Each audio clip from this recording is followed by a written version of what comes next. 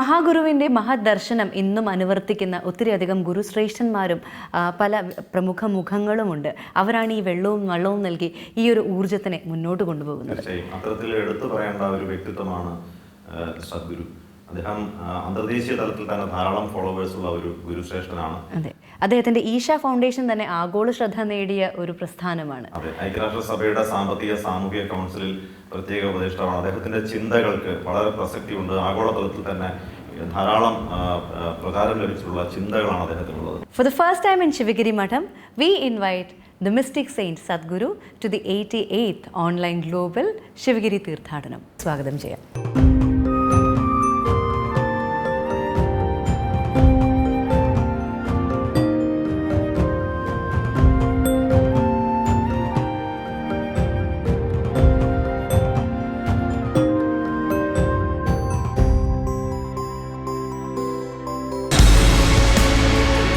Sadhguru, a prominent spiritual leader, a contemporary guru, a yogi who works tirelessly towards the physical, mental and spiritual well-being of all. A renowned author who graduated in English from the University of Mysore and has been teaching yoga since 1982. A well-known speaker who has spoken in the United Nations, House of Lords, Massachusetts Institute of Technology, IIM, Millennium World Peace Summit and many more places. It is a great honor and privilege for welcoming Padma Vibhushan Sadhguru Ji to the prestigious 88th Global THEERTHADANAM to embellish the conference of piety with his great speech in the topic Spirituality in Humanism. A warm welcome to Sadhguru Ji. Namaskaram, my warm greetings to all of you at Sivagiri Mutt. My deepest respects to Sree Narayana Guru, who initiated this THEERTHADANAM many decades ago. It is wonderful to see that this has become a major pilgrimage. All of you have worked to make this dream of Sree Narayana Guru into a major event in Kerala for millions of devotees. Devotion is a simple way of transcending various dimensions of life. It is the sweetest way of doing it. The fire of devotion will burn up all the problems that we have in our life. The fire of devotion will rise us beyond the limitations that are normally considered as human. Well beyond that, one can go with simple power of devotion. It's great that you are creating this possibility for millions of people. This year, this THEERTHADANAM is happening on a virtual platform because of the virus situation. I wish that millions of people across the world make use of this. My blessings to every one of you.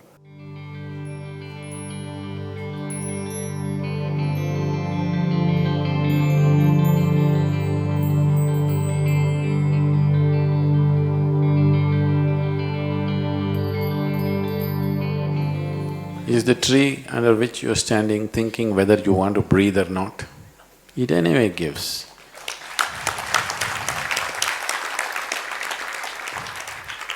It's up to you whether you want to breathe or not. The tree doesn't make those choices, just gives. How much you want to breathe is up to you.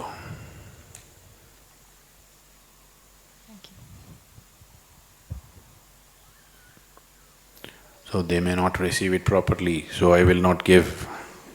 Don't get into this kind of rubbish. It's your thing to give. If they have sense, they may receive it. If they don't need your rubbish, they may not receive it. They don't need it. They may be self-contained, they may not need it, or they may not have the sense to receive it. It doesn't matter, that's not for you. You know the joy of constantly doing it, that's all. Guru, I'm having a hard time with devotion, and I've been reading everything I can find about things you've said and driving everyone around here crazy, asking all of them, what's devotion, and I'm hoping that you can explain it to me in a way that I understand. Please.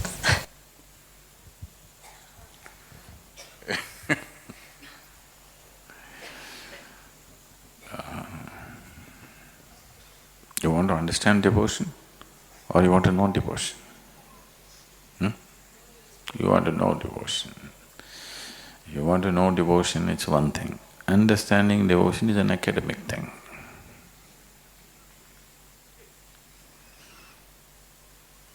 Devotion means that which is devoid of you.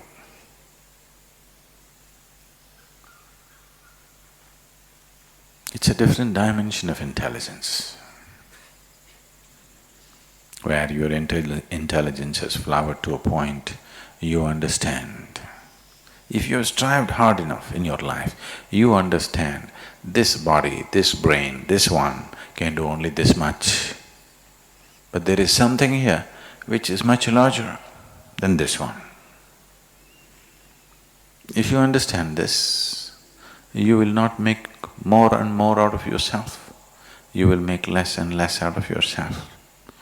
When you become nothing, you are naturally devout. Devotion means you allow the existence to flow through you.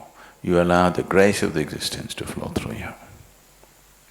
Intellect means you will divide everything into a million pieces and you believe you have understood. So don't go about trying to understand. You know that last leaf, that leaf which only came up 2 days ago, do you understand this leaf? Do you? Do you? Why, you're not a science graduate? You study all the goddamn biology that's there on this planet, you will still not know what it is.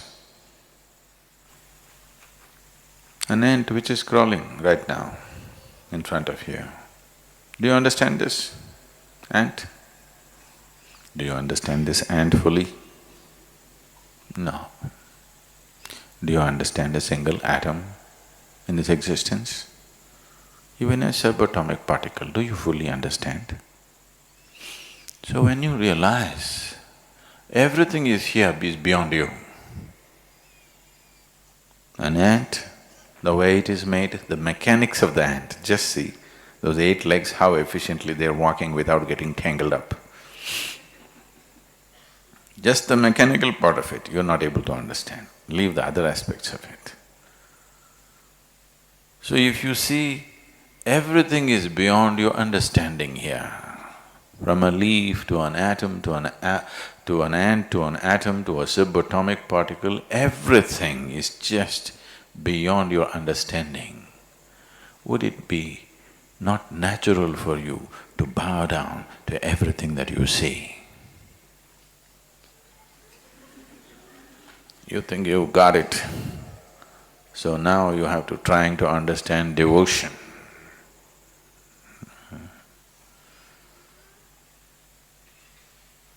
You cannot understand anything,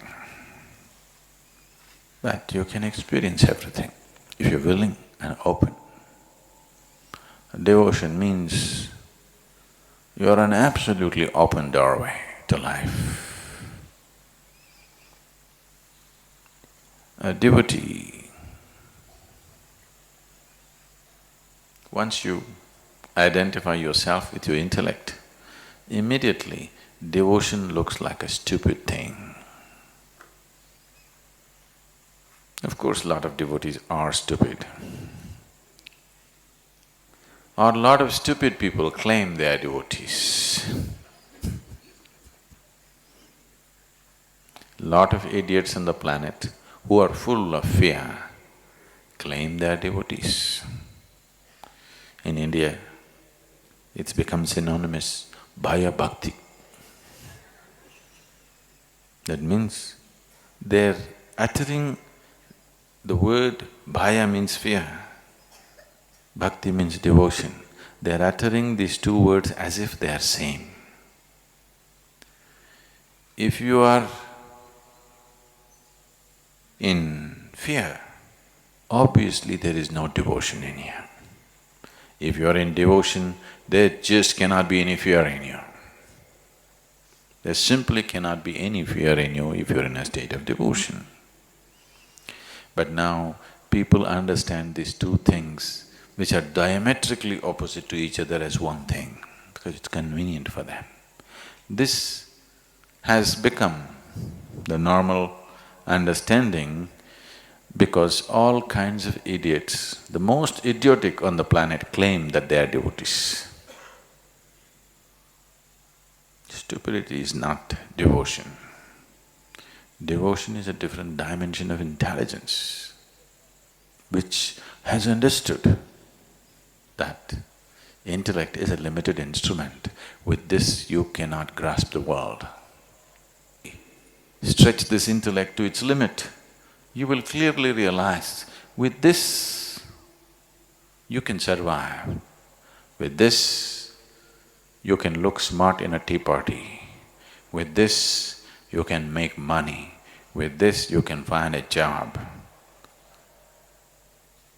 But with this you cannot grasp the existence. It doesn't take long to understand this. If you understand this, then you will naturally bow down and become a devotee.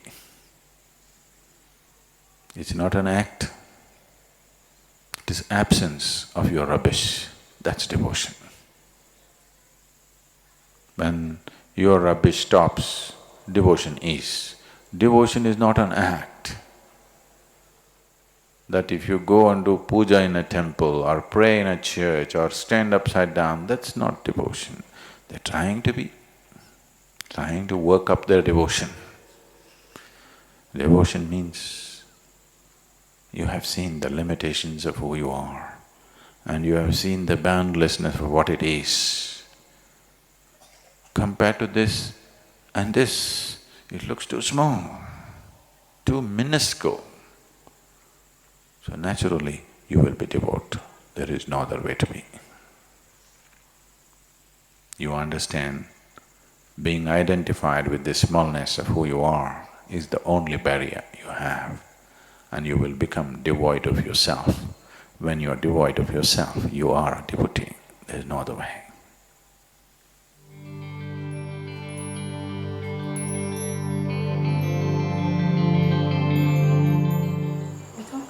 Devotion being the sweetest way to live. You also talk about how nature doesn't reveal itself easily. What is nature? Does not reveal itself easily. It takes heartbreaking sadhana to realize the truth. So my question is devotion enough? Are you asking this question as a woman or as a banker? If you're a woman, devotion is enough. If you're a banker, we need to do head-breaking, heart-breaking sadhana. I want you to understand, how difficult the spiritual process is going to be for you is determined by you, not by nature and not by your guru. The nature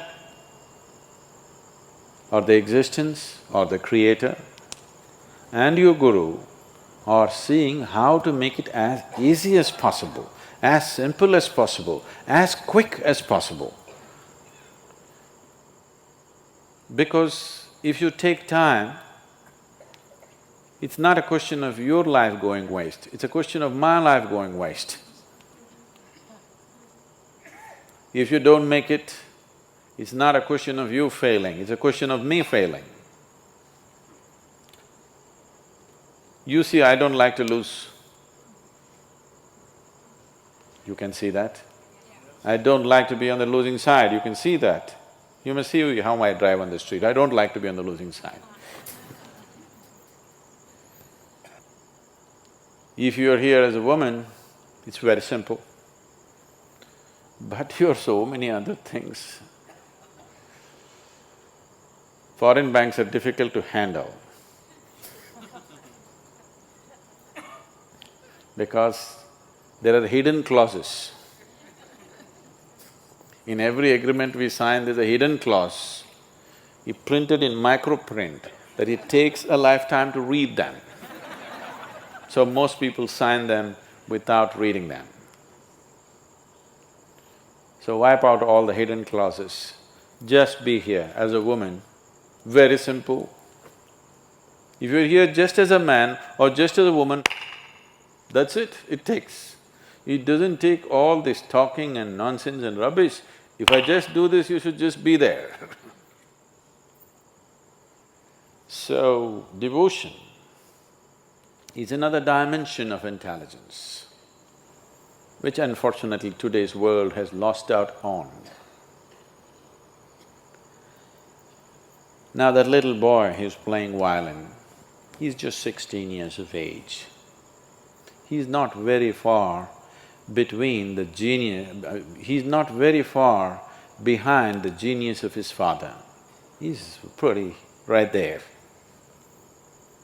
It's going to take very little time for the boy to catch up. That has come not because of training, that's come because of simple devotion. You see how he sits? See how he sits next to his father, with great amount of love and devotion. He look at his eyes, he looks at his father with that kind of love and devotion. In that, learning happens in a completely different way. There was a fabulous saint. In Andhra Pradesh, there is no home in Andhra Pradesh who will not have at least a little book about this saint. His name was Vemanna. His name was something else, they called him Vemanna. So his name is Vemanna. So he was with his guru, and this boy is little dim. He's a dim companion. He's such a simpleton, can't get anything straight. I have a lot of them like that. And they're doing great. They can pull off anything. It is the intelligence one, it's people who think they're intellectually smart who are getting all tangled up in Isha. Simpletons are doing great. Somebody else may think he's nothing, but just see the result he's creating, it's fantastic. So, this is a simple time. Everybody, he's butt of everybody's jokes. One day, but the guru takes kindly to this boy because he's not smart like others. So one day, guru has an important function or an event to go to, so he goes to the river for bath. And his clothes folded.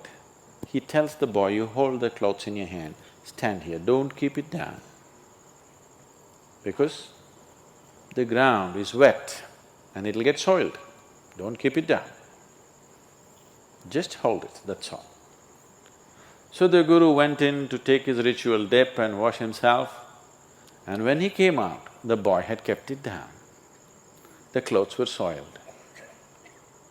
And he kept it down because when the guru looked like this, he thought he needs something and he kept it down and ran to the guru. He's simple, one thing at a time. He cannot handle two things at a time. Because these are two things, clothes and guru. Two is complicated. And the guru looked at this. Now he has to go somewhere, his clothes are soiled, and he told him repeatedly, don't keep it down, don't keep it down, and he keeps it down. So he gave him a little chalk and he told him, you fool, there's nothing else you can do. Sit here and write just Rama, Rama, Rama on this rock, nothing else. You can't do anything better, just do this. Hope grace will descend on you. Just sit here and write Rama, Rama, Rama, just over and over again on the same place. The boy felt so ashamed, so pained, because he let down his guru. He told him so many times, but somehow he cannot get it.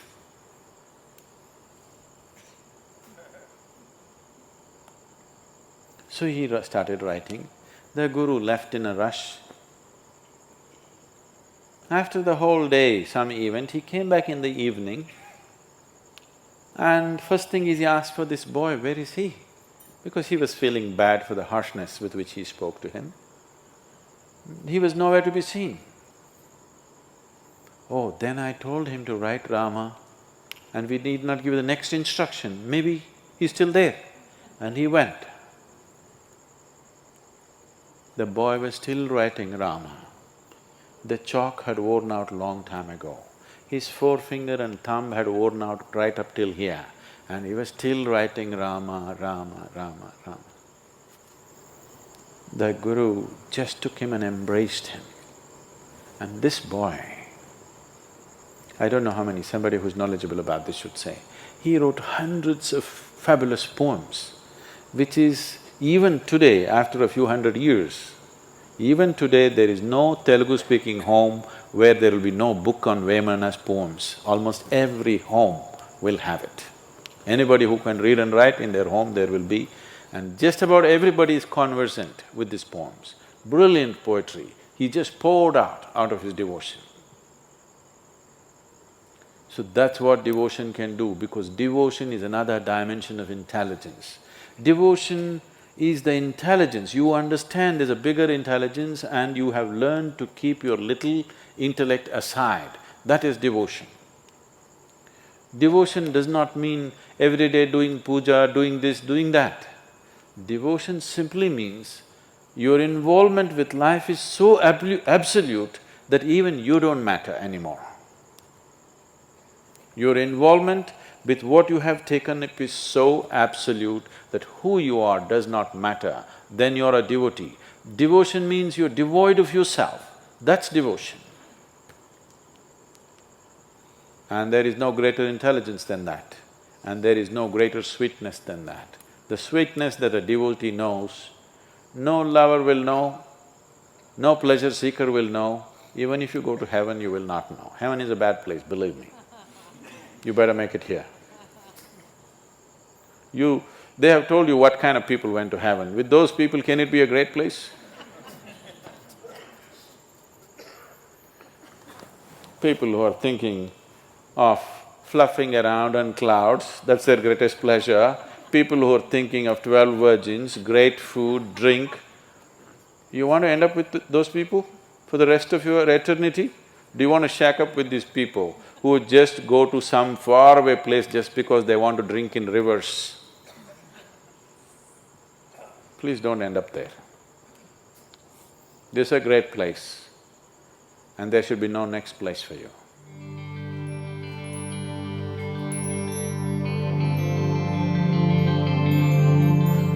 Unfortunately, this has been the way of the humanity. When they feel helpless, they bow down. When they feel little powerful, they step on your head. There's nothing new about it in this world. So devotion means just that, to change that. That you do not choose whether situations or people as to how you are. You are the way you are. That your way of being is not any more determined by who is standing in front of you. That's the idea of devotion. Everything else, whatever other values you know, other ways of behavior you know with people, always is determined by who is standing in front of you right now and what kind of situation are you in right now. Devotion means just that. Somebody is there, nobody is there, whoever is there, whatever the situation, you are still the same person. This is the best way to establish your way of being. Right now, that's the whole problem. You are still too much of a flux. When you're so much of a flux, how to take you anywhere? You will naturally spill out somewhere, isn't it? That's exactly what's been happening with your life. Not just one person, I'm saying with everyone. You try to go somewhere, then you find half of you is there. So you have to go back to recollect that, and most probably you won't come back anyway.